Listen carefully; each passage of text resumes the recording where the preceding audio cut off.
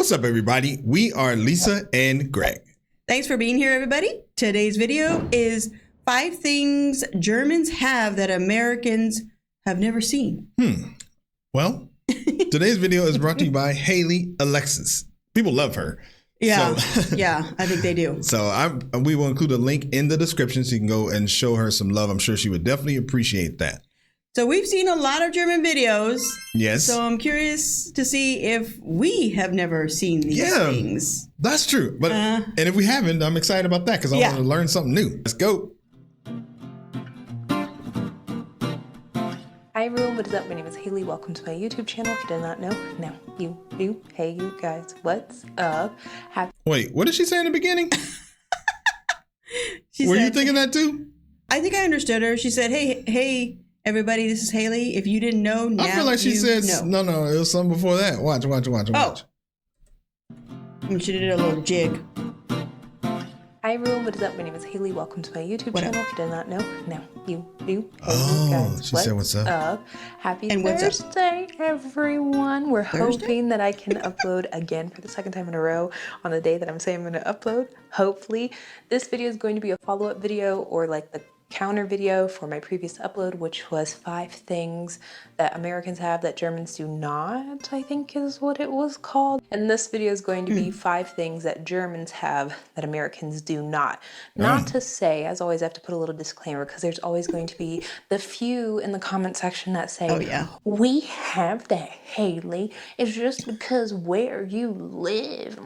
It's just because of your age. It's just because you're a woman. There's so many people. Accent.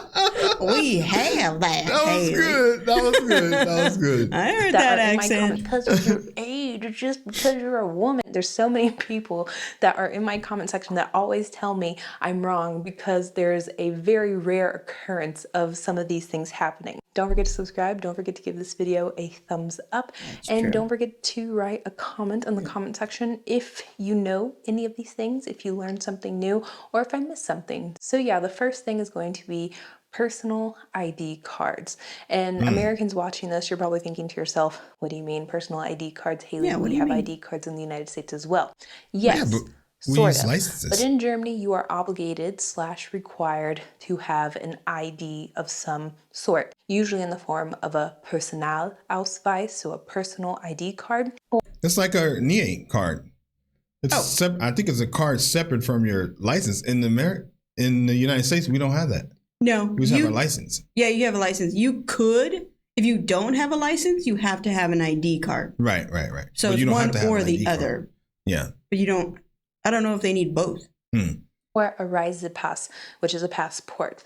There is a gray area for a driver's license, but every time that I've asked someone if you can or cannot use your driver's license as a form of ID, some people say yes, some people say no. So before you people in the comment section say, Haley, you're allowed to use your driver's license as ID in Germany, I've asked before. And so in Germany, like I said, you're required to have an ID of some sort. In the United States, we don't have that requirement. Not to say that people don't have ID cards, because we usually use our driver's license as our IDs. But to have an actual plain ID isn't really that common, because also a lot of times when you have a driver's license, you have to surrender, you have to give up your ID card. But going back to the point of Americans not having ID cards, they don't have a driver's license, they don't have an ID card, they don't have a passport, they only have maybe a social security card or a birth certificate, and that's it. Now, their lives are probably a little bit more difficult, or they might have, have to jump over a few hurdles, or they might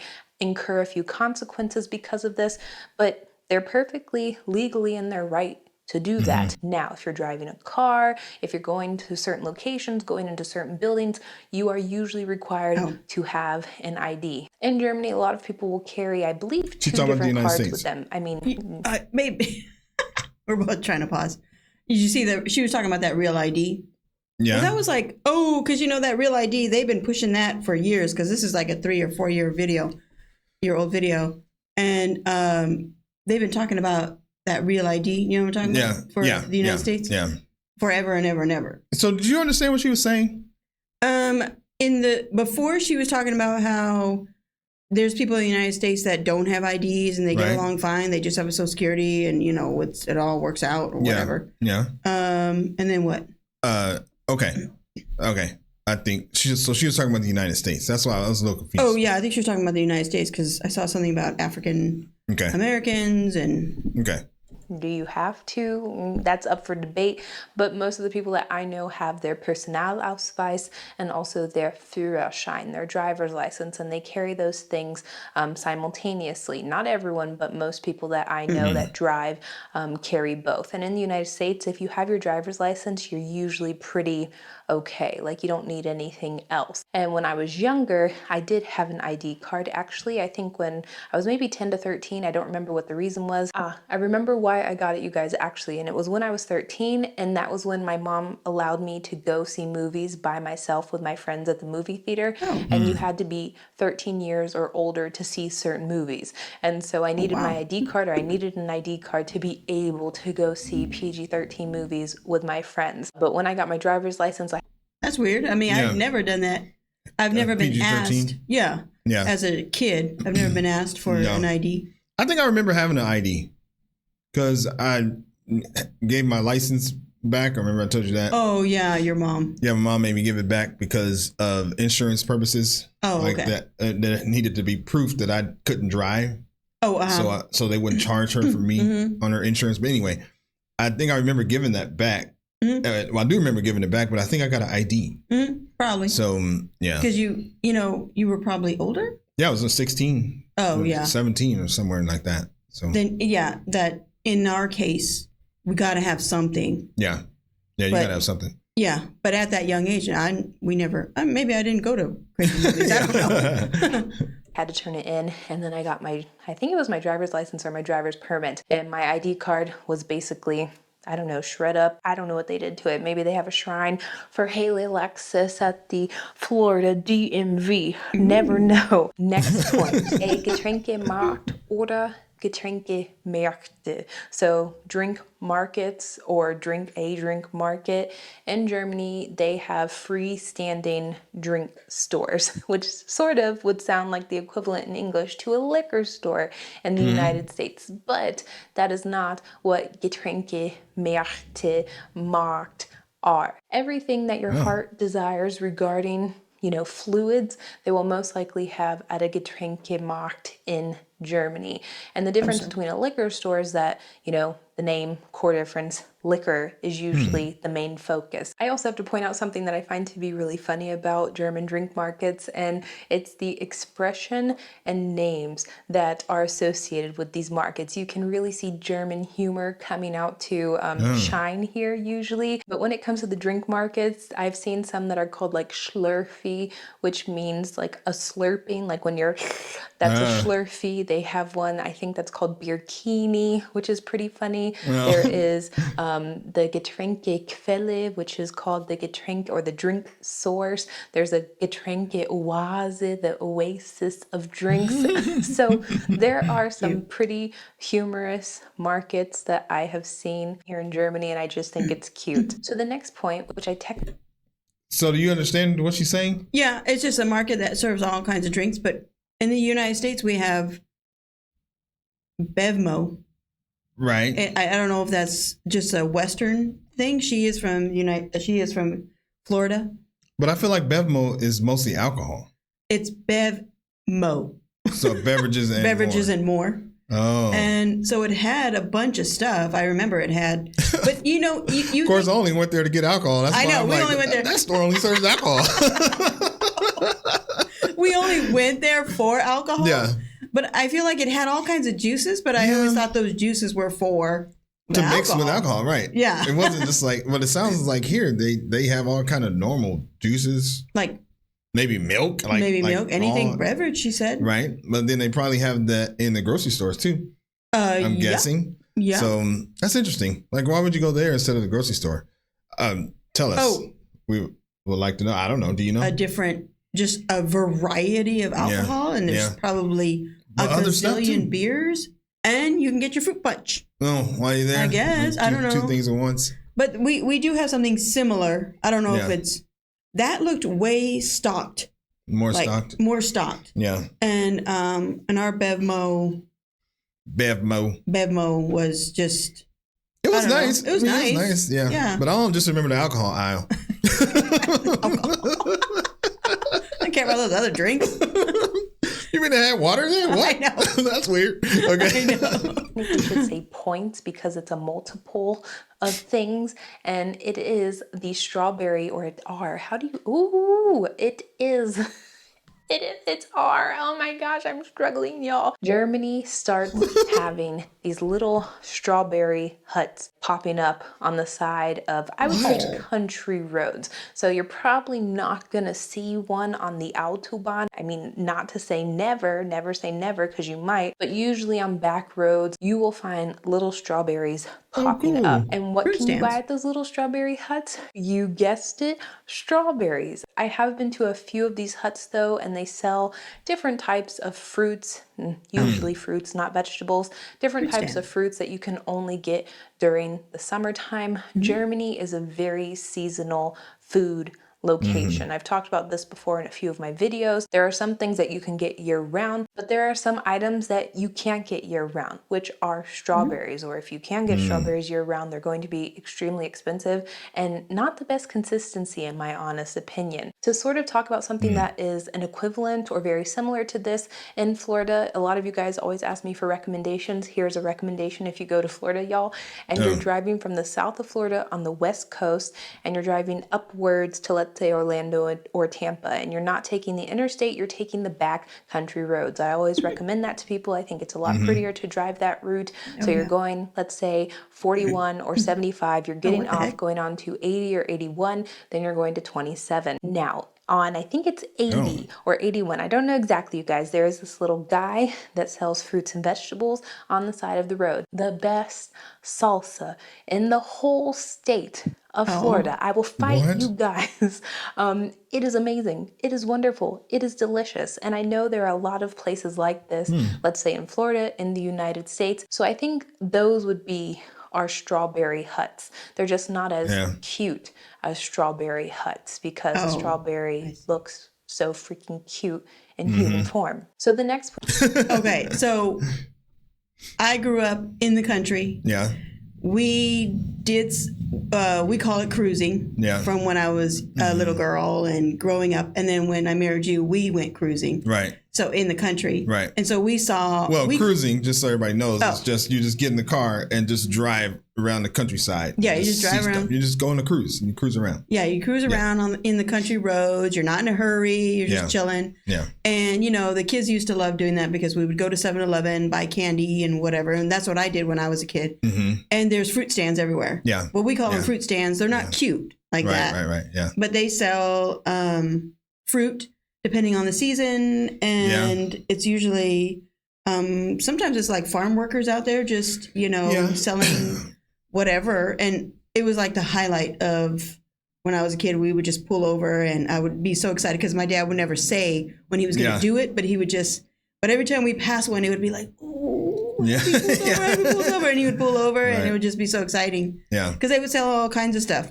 Well, yeah, because in where you were in Central California, sort of, there was a lot of like farms, like strawberry farms, mushrooms, like a bunch of stuff like that. So garlic. Yeah. In Gilroy, I don't know if you guys know, it's like Central, right below, like a couple hours below San Francisco. Yeah. But so we know it's not new to us because we grew up in the farm, in the countryside. Right. So, okay. So the next point, you guys, is going to be something that every single foreigner that has ever come to Germany talks about, because it's not necessarily a concentrated Germany point, but it's very exaggerated in Germany, and it is the gym shoes versus outside shoes. I do think there are three major factors that influence this. The first one is society and upbringing. The second one is going to be fashion, and the third one is going to be infrastructure / driving. So in Germany, there are different shoes for different occasions of where you are at and what location you are in. You guys are probably thinking in the United States as well. True, but let's say that you are driving to the gym in the United States. A lot of times you're going to have on your full gym outfit. You're going to keep on the shoes that you wear in the car, and you're going to wear those to the gym. Germans, on the other hand, will not do that. They will change their shoes at the gym. Even if it looks like they have on sneakers and workout shoes, they will still change into their inside workout shoes. In Germany, a lot of times you're going to have to walk on sidewalk, in the mud, in the dirt, through leaves, through branches, through grass, on public transportation. You have no idea what you're walking through.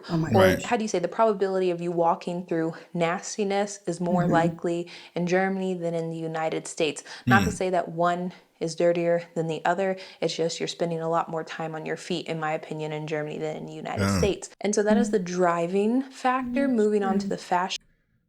I did that. That's true. What? For basketball. Oh, you did that for basketball? Like my basketball shoes never were anywhere else except on the basketball court. That's true. Like I would take them with me, and I don't know. I just had this weird like thing in my head that they will have the most grip if I don't put any dirt or anything on them, and only wear them on the court. Yeah, so that's true. I never wore them, but to the gym I wore whatever I had. But I understand what you're saying. Yeah. I know here in Spain we don't wear shoes in the house because it's disgusting out there. Yeah, it's pretty rough on where we live. I know some people watching this are from Spain. Oh yeah, might have a different experience, but right outside of where we live, we just take our shoes off at the door. Yeah, and we live near the center. So, city center. Yeah, city center. So, especially right now in the summertime, the feria's going on, everybody's drunk and throwing up everywhere. That's true. Oh, yeah, you see throw up in the alleys everywhere. And you see them everywhere. Like somebody had fun last night. Factor, because I think this is also something that is very different between the United States and Germany, is the simple fact that walking around and living your life and workout clothing is quite normal. Waking up, changing into leggings, a sports bra, sneakers, and a tank top, and wearing that from morning to night, and even wearing that to, let's say, dinner, that's common in the United States. And so moving on to society and upbringing. From an early age, and I think this is the biggest, chunk of why this happens. In your house, you will get socks or shoes that you can wear instead of the shoes you wear outside. Then moving on to daycare, you'll usually get slippers, house shoes, or stopping socks that you can wear in your daycare. And usually you'll come to the daycare, you'll change your shoes into your slippers. From your slippers, you'll change into your outside shoes, and then you'll go play outside. Then you'll come back to the daycare, you'll change back into your slippers, and then once it's time to go home, you'll take off your slippers and change into the shoes that you brought with you when you first got to the daycare. Some parents allowed their kids to use the same shoes, but it wasn't uncommon for parents to have an actual dedicated working out pair of shoes. Actually, I knew parents that would have the inside working out versus the outside working out pair of shoes, and then the shoes that they gave their kids to wear every day that were usually a lot nicer and cuter than the working out shoes. There would be kids with 4 or 5 different pairs of shoes that they had at daycare, you guys. It was mind-boggling to me. Wow. Then you go and get a little bit older and you start having PE classes, or you join a sports club or something like that. You are usually required to have different shoes, and if you don't have different shoes, you'll be required to run barefoot or you'll wear socks. And so this is just something that is very repetitious in Germany. It is engraved in people's brains. Even Mike, where he puts his shoes on and then he forgets something inside, and you can literally see the invisible wall that he hits when he comes to the door and realizes that he has his shoes on. And he doesn't want to go through the door. It's like something's pulling him back and holding him back or preventing him from entering. And it's literally just his internal, watchdog barking at him to take off his shoes. The last and final point So her partner must be German. Yeah. Okay. And so he just is like, we do that for inside the house. Yeah. You guys will or the kids especially, if they put on one shoe, both shoes, they'll take off one and then hop around the house. Yeah, hop around or crawl on your knees or something, or we will not find a way. Walk in our house shoes or our outside shoes inside at all. Yeah. I did that, and that's when I realized I was old, because I tried to hop on one leg and sprain my ankle or something for 4 weeks. Yeah, I can't be hopping around. I can't do that. I just take off my shoes. Yeah. It's going to be something that I think is pretty funny because of the backstory behind it. When I first got to Germany, I live in Bavaria. I have to emphasize this because it's a little bit more common in Bavaria than other parts of Germany. I came to houses, and all of the houses and even apartments had chalk on the door frame or above the door frame. Oh. And it looked like this weird magical equation or like a Harry Potter. I don't know, something you would find in a Harry Potter book. And I honestly thought that all houses were getting the same construction work done at the same time because it usually happened, I believe, after January 6th. Basically after Christmas this happened. And I'm like, does everyone know the same construction worker here? What is going on? Come to find out, the equation actually means, y'all, I'm trying my best here. 20 is the beginning of the year, or like the beginning of it's not a century, a millennium. We're in the 2000s, y'all. That's a millennium, right? 2000. And then the star is the Star of Bethlehem. And then you have the 3 crosses, which is the Trinity. So the Father, Son, the Holy Ghost. Then you have C and B, which a lot of people, there is a debate. I'm not here to debate with you guys. I'm just here to give both sides of the story. Some people say it means this word on the screen. May Christ bless this home. Christus mansionem benedict. So it's a blessing. Oh. Which means bless this house. And other people say it means the 3 wise men, which is Casper, Melchior, Balthazar. And then the number at the end is the year that we are in. So it would be... Well, it makes sense for us. Yeah. Because that's what they do in Spain, those 3. Right. Wise men. Oh, yeah. That's what it seems. That's what I would guess. Right. The 3 wise men. Yeah. Okay. Balthazar. And then the number at the end is the year that we are in. So it would be 20 star C plus M plus B plus 22. But in the United States, we don't really have this. There are some denominations. I believe it's a Catholic tradition. And so it's not that common to find it in the United States. What my mom did, and I know a lot of other people that do this as well in the United States, when they build their home from the foundation ground up, before they put the cement down, there was like this foundation of rock that you could write on. And so my mom took a marker and she wrote her favorite Bible verse on the foundation of the house, and then the cement went on top, and that was basically to like solidify that this house is blessed, which I don't know what kind of blessing it is because there are a bunch of spiders in that home. It's the blessing of arachnophobia for Haley. But I do feel like this is something that is... That's cute. I mean, it's just like a ritual. So do you think it's every year? Or it's like... Yeah, she said it was like on January 20th. On January 6th, that's right. Oh yeah, January 6th. She did say that. Okay.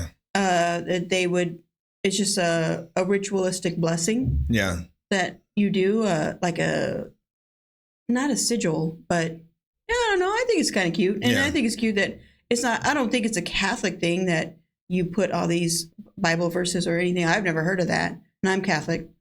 But have you heard of something like that? Are super superstitious. Have you heard of something like that? Somebody writing something like that? No, I know that. Remember back in the day, I watch a lot of ghost shows, so they hide like baby shoes. They hide things in the walls when before they put them up as good luck or blessings to the house. Yeah. So that's not surprising. We never did.